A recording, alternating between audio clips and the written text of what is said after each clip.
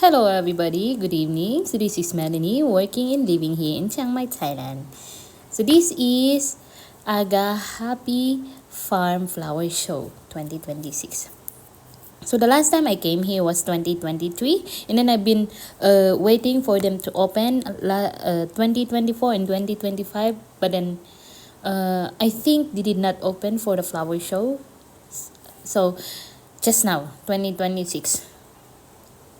Nung time na pumunta ako dyan, I'm so happy.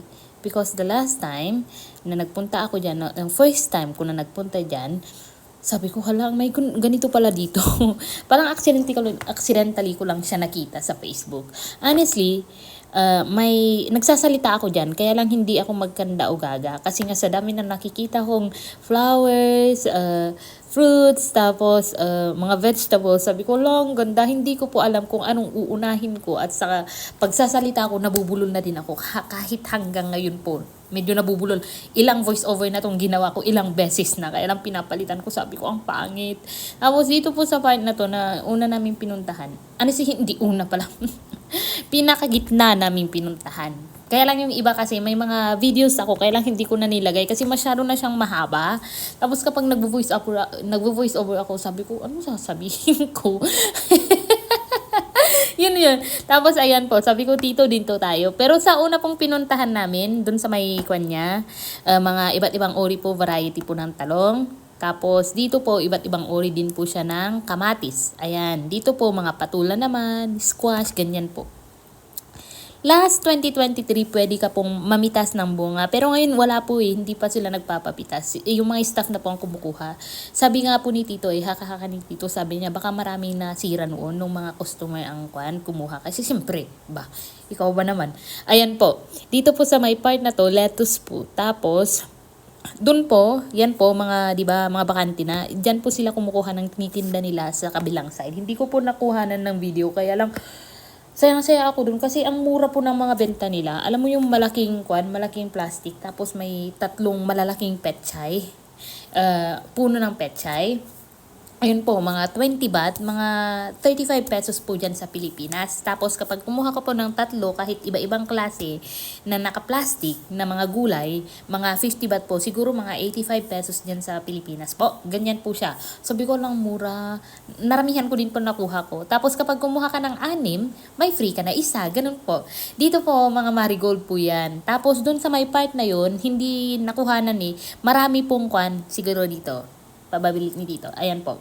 May mga greenhouses po dyan sa na yan. Pero hindi na po ako nagpunta dyan kasi sabi ko, ang init-init. Kasi katanghalian, tapat po kami pumunta dyan. Tapos ayan po, iba't ibang uri ng sili. Ayan, may bell pepper din po. Kaya lang ang bell pepper, parang natutuyot na sila. Parang sabi nga ni Tito, baka nandun sa greenhouse nila tapos nilipat nila dyan. Kaya hindi niya kaya yung init. Kaya ganyan na po yung ibang mga yung mga ibang bunga niya. Pero in fairness, ang ganda. Ang dami niyang hitik din po sila sa bunga. Ayan po. Ayun, sa may part na yun, mga sili din po na hitik sa bunga. Hindi ko pa alam kung ito yung sili na maanghang. Kasi may ganyan na sili na hindi siya masyadong maanghang. Tapos may ibang variety din ng sili na sobrang anghang niya. Ayan po, mga iba't ibang uri ng patula. Tapos ayan po, may mga ganyan din po silang tinda dun sa may part na yon. Ayan po. Ayan. Tapos, sabi ko, gusto kong bumalik dun sa may mga iba't ibang variety ng kamatis. Kasi ang dami nila, hitik sila sa bunga. Tapos may mga hinog din po dyan. Ayan. May mga ganyan din po silang tinda doon. Tapos medyo mas mahal po siya. Hindi ko alam kung organic po ba yun. Kasi mas mahal siya sa mga karaniwan Ayan po. Hindi ko na na-research Kasi itong Aga Farm, ito po ay malaking kumpanya. Parang siya na yung leading company, seed company dito sa Thailand po. Tapos last 2019, parang naging partner niya ang isa sa mga malaking kumpanyas na nakabase sa US. Kasi kinuhaan ko, nire-research ko kanina sabi ko, ang may-ari ba ng Aga Flower Farm Kano o alam mo yung Banyaga ba? Pero taga dito po sa Thailand yung may-ari. Tapos ayan po, dito sa may part na to mga kwan, ayun, lettuce, bumalik po ulit ako doon kasi sabi ko lang ganda. Kasi gusto kong makakuha ng idea. Dito po, sa mga greenhouses nila, may mga seedlings po sila, may mga flowers, ganyan po. Yung mga flowers nila nagre-range ng 50 baht to 300 ba? May nakita ba akong 300 baht? Ayun po, dyan po. But ibang klase ng flowers. Tapos kapag nandyan ka sa loob ng greenhouse na yun, grabe ang halimuyak ng mga bulaklak ba. Ang sarap. Parang, ang sarap lang tumambay dyan ba. Ayan po. Bumalik ulit ako dun sa may part na yun kasi sabi ko I can't get over. Gusto kong makakuha ng idea sa garden ko na ginagawa ko dito sa bahay. Mga lettuce po yan. Dun sa part na yan. Ayan po, bumalik na po tayo dun sa may greenhouse nila. Ayan po, iba't ibang klase ng bulaklak. Ayan po. Pero last time bumili ako ng bulaklak dito eh. Kaya lang mga season na yung bulaklak na yan. Kapag nawala na yung kanya, wala na din. Ayan. Tapos may nakita ako dun sa may gilid mamaya. May papakita ko. Pagkatapos ng, hindi ko alam kung anong tawag niya dito dun sa isa. Ito ba yung daisy o ito yung daisy? Hindi ko pa alam eh kung ito ba yung daisy na iba't ibang kulay. Correct nyo na lang po ako dyan sa my comment kung anong pangalan ng flower na to. Kaya meron ako dito sa bahay. Kaya lang kapag nawala na yung mga bulaklak niya, wala na din. Ganyan po. Tapos, dito sa may part niya, parang alam mo yung variety ng damo. Damo yun eh. Kasi parang kinukuha namin yun pampakain ng baka eh. Di pa pa noon eh.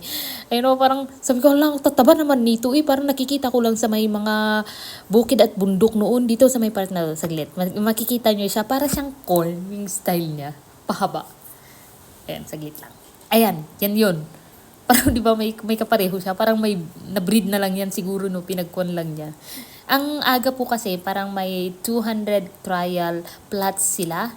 200 trial plots sila. Tapos may 3,000 square meters silang greenhouse. Tapos nanalo din sila dito sa may pagbibreed ng marigold. Mga 2023 po yata. Ayan po. Ang po iba't ibang klase ng marigold. Ito po, ibang part naman na to. Dito sa may main entrance niya, may marigold po yung nakalagay. Grabe, ang gaganda. Tapos may nakita ko na pigtas na flower.